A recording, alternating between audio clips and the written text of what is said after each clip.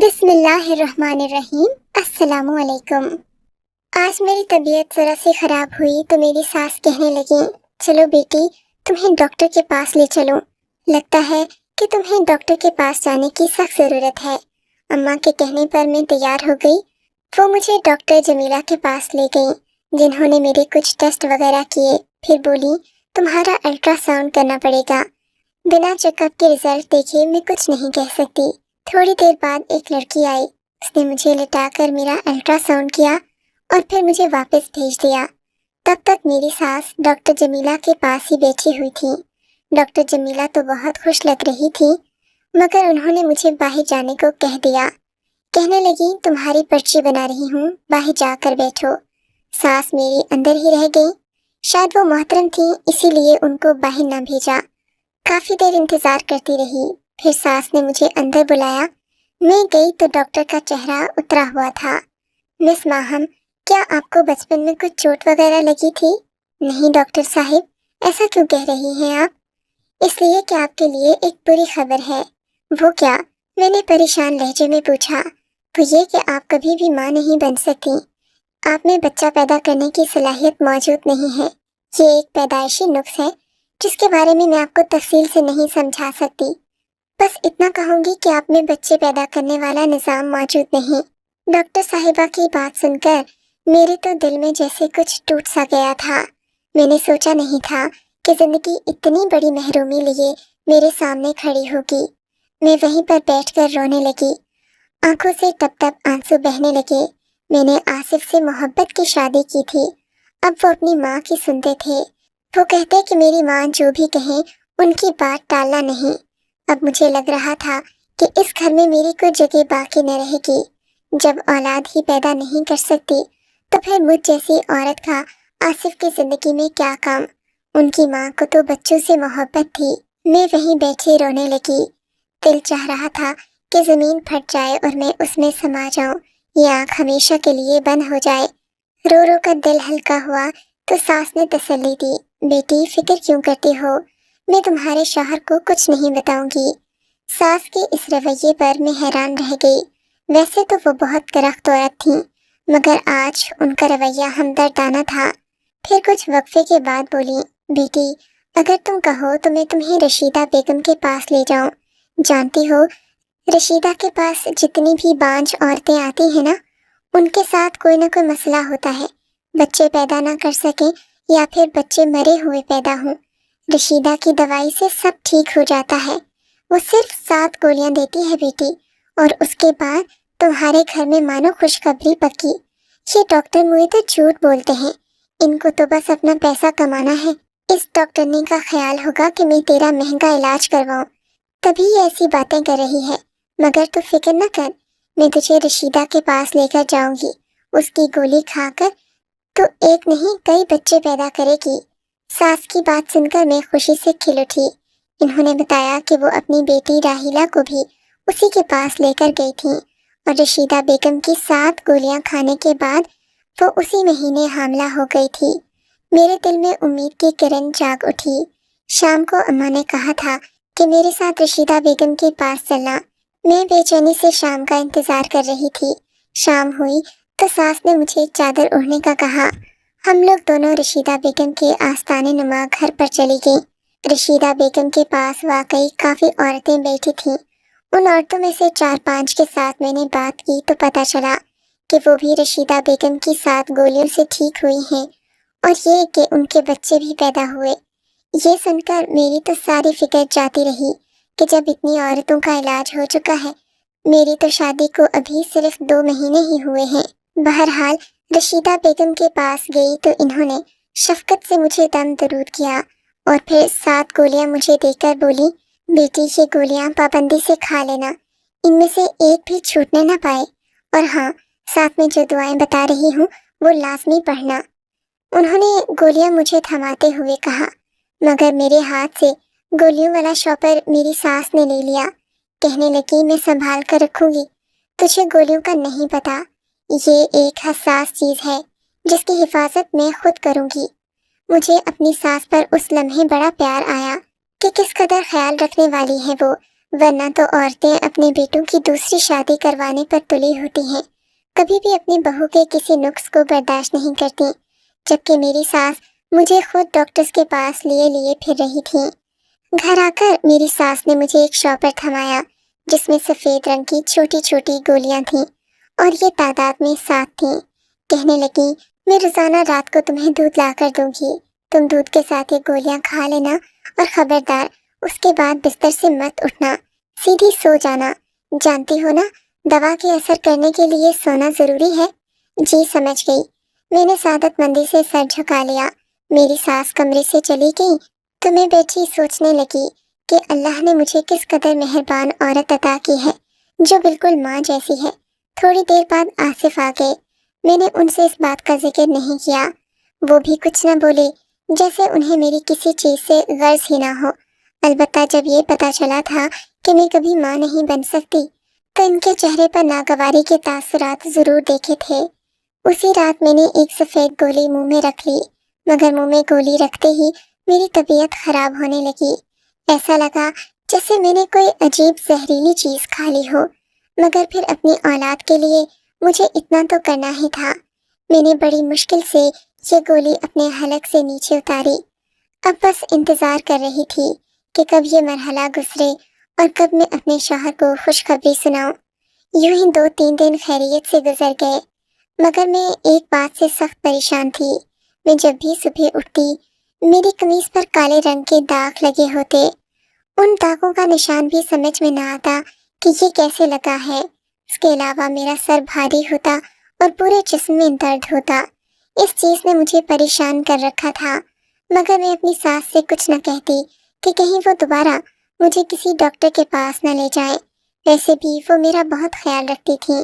آج میں بہت خوش تھی کیونکہ میرا کورس تقریباً مکمل ہونے کو آیا تھا۔ میرے پاس اب صرف آخری گولی رہ گئی تھی۔ میں رات ہوئی تو سوچنے لگی کہ آج آخری گولی کھا کر سو جاؤں گی، اس کے بعد مجھے شاید جلد ہی خوشخبری سننے کو ملے۔ اسی خوشی میں گولی میرے ہاتھ سے گر گئی۔ رات کا وقت تھا، کمرے میں ہلکا ہلکا اندھیرا تھا۔ میں نے گولی ڈھونڈنے کی بہت کوشش کی مگر وہ مجھے کہیں نہ ملی۔ پھر میں جا کر ٹارچ لے آئی، بیڈ کے نیچے ہر جگہ گھوم پھر کر دیکھا، مگر میری گولی گم ہو گئی تھی۔ مجھے بڑا افسوس ہوا اور خود کو کوسنے لگی کہ آج تو آخری دن تھا، سارا عمل ضائع ہو گیا ہے۔ کاش میں گولی کھا لیتی تو میرے ساتھ یہ مسئلہ نہ ہوتا۔ اب نہ جانے باقی 6 گولیوں کا اثر بھی مجھ پر ہوگا یا نہیں۔ پھر سوچنے لگی، رشیدہ بیگم کون سی دور ہیں، ابھی وقت زیادہ نہیں گزرا۔ فجر کے وقت صبح منہ اندھیرے ہی ان کے گھر چلی جاؤں گی۔ گاؤں کے لوگ تو صبح سویرے اٹھ جاتے ہیں، صبح سویرے ہی ان سے گولی لے لوں گی تو باقیوں کا اثر ضائع نہیں جائے گا۔ یہی سوچ کر میں سونے کی کوشش کرنے لگی کہ صبح جلدی اٹھوں گی تو الگ صبح ہی رشیدہ بیگم کے پاس پہنچ جاؤں گی، مگر اس کی نوبت نہیں آئی۔ ابھی مجھے لیٹے ہوئے 10 منٹ ہی گزرے تھے کہ میری ساس کمرے میں داخل ہوئی۔ میں بھی سوتی بن گئی کہ کہیں یہ نہ سمجھیں کہ میں نے گولی نہیں کھائی، کیونکہ گولیوں کے اثر میں اکثر مجھے نیند آ جاتی تھی۔ میں سوچ رہی تھی کہ 1-2 بار مجھے دیکھنے کے بعد ساس کمرے سے چلی جائیں گی، مگر ایسا نہیں ہوا۔ وہ میرے کمرے میں رکی رہیں۔ میں آنکھیں کھول کر دیکھ بھی نہیں سکتی تھی کہ وہ کیوں رکی ہیں۔ تھوڑی دیر گزری تھی کہ ایک جانی پہچانی سی خوشبو میری ناک کے نتنوں سے ٹکرائی۔ یہ خوشبو اگربتیوں کی تھی جو شاید میری ساس نے اپنے ہاتھ میں لے رکھی تھی۔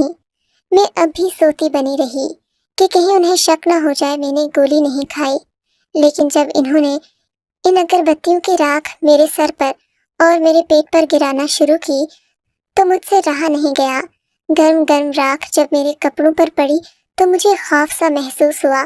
میں ایک زوردار چیخ مار کر اٹھ بیٹھی۔ مجھے لگ رہا تھا جیسے میں کوئی ڈرانا خواب دیکھ رہی ہوں۔ اپنے سامنے اپنی ساس کو دیکھ کر میرا تو جیسے دل اچھل کر حلق میں آ گیا۔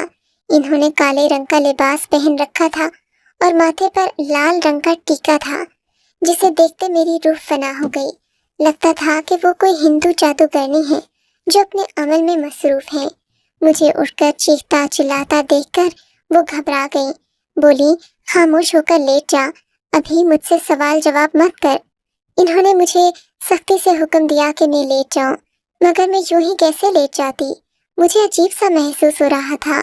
उनके इस अमल से मुझे उलझन हो रही थी। कमरे में फैली बदबू से मेरा दम घुट रहा था। इससे पहले कि मैं मजीद चीखती चिल्लाती, मेरी सास ने मेरे मुंह पर हाथ रखा और मुझे घसीटती हुई पीछे वाले कमरे में ले गई। ये कमरा घर की एक भी तरफ बना हुआ था। इसमें कोई आता जाता नहीं था। एक इंतहाई अंधेरा सा कमरा था जिसे देखकर मैं वैसे भी डर जाती थी। इन्होंने मुझे यहाँ बंद कर दिया। मेरे मुंह में कपड़ा ठूंसकर बाहर से ताला लगाकर चली गईं। ये देखकर मेरा बुरा हाल हो गया। मेरी आंखों से आंसू बहने लगे। सोचने लगी मुझे यहाँ क्यों बंद कर दिया। रोती चीखती चिल्लाती रही मगर किसी ने मेरी आवाज न सुनी। मैं तो जानती थी कि यहाँ मेरी आवाज सुनने वाला कोई नहीं, क्योंकि ये कमरा घर की पिछली जानिब वाक़ था। मैं अपने शौहर आसिफ को कोसने लगी, जिसने मेरा ख्याल नहीं किया, मुझे पूछने तक नहीं आया। मैं उसका इंतजार दिन भर करती रही मगर उसने मुझे पलटकर नहीं देखा। लग रहा था जैसे वो भी अपनी माँ के साथ इस अमल में शामिल है और ये कि उसे मेरी कोई परवाह नहीं। इसी इंतजार में थी कि तकरीबन शाम के 4 बजे आसिफ ने अपनी शक्ल दिखाई। कहने लगा, तुम यहाँ पर हो मैं जानता हूँ, मगर तुम्हें सब्र से काम लेना होगा। इसके पीछे छुपी हिकमत तुम नहीं समझ सकती। मैं उसे देखते ही फट पड़ी। ये कौन सी हिकमत है? तुम पागल तो नहीं हो गए? तुम्हारी माँ ने अजीबोगरीब अमल करने के बाद मुझे यहाँ बंद कर दिया, जबकि तुम जानते हो मैं तुम्हारे बच्चे की माँ बनने वाली थी। मैं जानता हूँ, तुम्हारी डॉक्टर रिपोर्ट्स देख चुका हूँ। तुम्हारे माँ बनने का तो उसी दिन पता चल गया था जब तुम डॉक्टर जमीला के पास गई थी। अच्छा, क्या वाकई? तो फिर तुमने मुझे बताया क्यों नहीं? तुम्हारी माँ ने मुझसे ये बात क्यों छुपाई और मुझे बांझपन की गोलियां क्यों दी?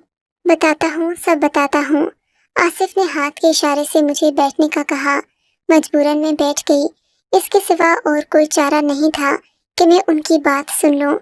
मगर मेरे दिल पर खौफ सवार था। मैं उनके पांव पड़ गई। खुदा के लिए आसिफ, पहले मुझे यहाँ से निकालो, उसके बाद तुम जो मर्जी कर लेना। यहाँ मेरा दम घुट रहा है। घबराओ नहीं, मैं तुम्हारे साथ हूँ। आसिफ ने मुझे तसल्ली दी। अब मेरी बात गौर से सुनो, आसिफ ने राजदाराना अंदाज में कहा। मेरी अम्मा को तो तुम जानती हो, वो कितनी मजहबी खातून हैं। औरतें उनसे दम करवाने आती हैं और वो सभी का मुफ्त इलाज करती हैं। शायद तुम इस बात को नहीं जानती, क्योंकि अम्मा ने आजकल ये सरगर्मियां जरा कम की हुई हैं। मगर मैं अम्मा को अच्छी तरह जानता हूँ। वो लोगों की मदद करती हैं, खासकर बांझ औरतों की। वो चाहती हैं कि कोई औरत उनके दर से खाली न जाए। जैसे रशीदा बेगम है ना, वो वैसा ही बनना चाहती हैं और इसके लिए इनको एक अमल करने की ज़रूरत है। इन्होंने जब मेरी शादी तुमसे करवाई तो मुझसे वादा लिया था कि मैं अपनी मर्जी से शादी तो कर रहा हूँ, मगर शादी के बाद उन्हें तुम पर इस अमल की इजाज़त दूँ। बस इसी वजह से मैं उनके सामने बात नहीं कर सकता, क्योंकि उन्होंने मेरी बात मानी थी। तुम्हें मुझसे ब्याह कर मेरी दिली आरज़ू पूरी की, मगर अब मुझे भी तो उनकी मानना है ना।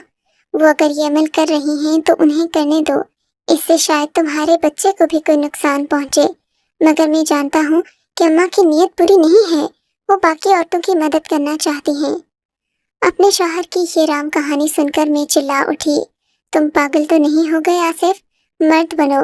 तुम्हारी अकल को हो क्या गया है? क्या अल्लाह की किताब को इन फरसुदा वामिल की जरूरत है? हरगिज नहीं। तुम्हारी माँ सरासर जहालियत में पड़ी है। उनको ये तक नहीं पता कि एक औरत के साथ झूठ बोलकर इन्होंने कितना बड़ा गुनाह किया है। अरे वो क्या लोगों की मदद करेंगी? वो तो अपने ही बेटे की नस्ल खत्म करने पर तुली हैं।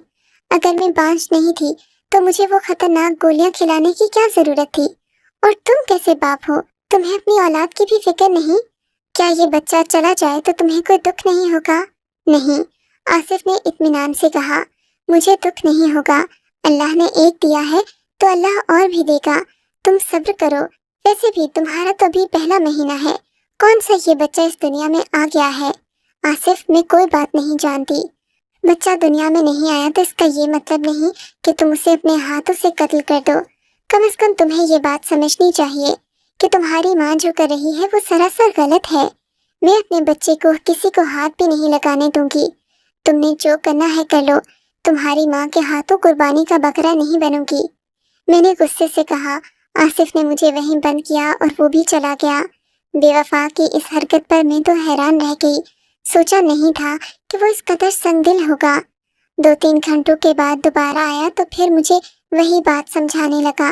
बोला, अम्मा को अमल करने दो, वो सब लोगों की भलाई के लिए कर रही हैं। उसके बाद तुम जो चाहो करो, मैं तुम्हारी हर बात मानूंगा, लेकिन खुदा के लिए मुझे अम्मा के सामने शर्मिंदा मत करो। आसिफ ने मेरे आगे हाथ जोड़ दिए। मगर औलाद की मोहब्बत औरत के लिए सबसे बढ़कर होती है। नहीं आसिफ, तुम जो मर्जी कहो, मैं अपनी औलाद का गला नहीं घोंट सकती। अपनी माँ से कह दो कि जब तक मैं जिंदा हूँ अब उसे ये अमल नहीं करने दूंगी। मैं गुस्से में धाड़ी। आसिफ पत्थर बना मुझे देखने लगा, जैसे उसे यकीन आ रहा हो कि मैं अपनी औलाद से कितनी मोहब्बत करती हूँ। उसके चेहरे पर नदामत नजर आ रही थी, जिससे साफ जाहिर होता था कि वो शर्मिंदा है, मगर अपनी माँ से मजबूर भी है। वो उसी वक्त अपने कमरे से उठा और बाहर चला गया। मुझे सांस के चीखने की आवाजें आईं। फिर वो भागा हुआ मेरे कमरे की तरफ आया। जाओ, निकल जाओ इस घर से, जितनी दूर जा सकती हो चली जाओ, वरना अम्मा तुम्हारी जान ले लेंगी। फिर आसिफ ने मुझे अपने एक दोस्त के घर का पता दिया और मुझे रोड तक छोड़ने भी आया। बोला, कुछ अरसा तुम यहाँ रहो, मैं खुद तुम्हें यहाँ से लेने आऊँगा। अम्मा पर जुनून तारी हो चुका है, वो तुम्हें नहीं बख्शेंगी। आसिफ की बात दुरुस्त थी। फजर के वक्त मैं अपना मुख्तसर सा सामान लेकर अपनी सास के घर से दूर चली गई। मैं दिल ही दिल में दुआएं कर रही थी कि जहाँ जा रही हूँ उन लोगों का रवैया मेरे साथ अच्छा रहे। वहाँ पहुंची तो असगर और उसकी बीवी ने मेरा पुरतपाक इस्तकबाल किया। शायद मेरे शौहर ने उन्हें पहले से बता दिया था कि मैं आ रही हूँ। इन लोगों के घर मुझे किसी किस्म की कोई तकलीफ नहीं हुई। मैं आराम से 6 महीने वहाँ रही। इस दौरान आसिफ ने मेरी खबर ना ली। मेरी उम्मीद टूटने लगी थी। लगता था जैसे वो कभी पलट कर नहीं आएगा। मगर फिर एक दिन आसिया बाजी ने मुझे इत्तला दी कि मेरा शौहर मुझे लेने आ रहा है। खुशी से मैं फूले न समा रही थी। मेरा आखिरी महीना चल रहा था। इन दिनों औरत को शौहर की ज़रूरत होती है। वो उससे अपने दुख सुख कहती है, अपनी तकलीफ का साथी बनाती है। आसिफ आए तो उनके चेहरे पर परेशानी थी। बरसों के बीमार और लागल लग रहे थे। आते ही मेरे आगे हाथ जोड़ दिए। मुझे माफ़ कर दो, खुदा के लिए मेरी माँ को भी माफ़ कर दो। आसिफ तकरीबन रोने को आए थे। आसिफ, क्या हुआ है, आप यूं क्यों रो रहे हैं? तब आसिफ ने मुझे बताया कि अम्मा को उनके किए की सज़ा मिल गई। उनके साथ जो हादसा हुआ उससे उनके हवास बिगड़ गए। वो अपना ज़हनी तवाज़ुन खो चुकी हैं और अब अजीबोगरीब बातें करती हैं। लोग उन्हें देख देख कर हंसते हैं और वो जिंदगी मौत की कश्मकश में हैं। आसिफ की बात ने मुझे परेशान कर दिया।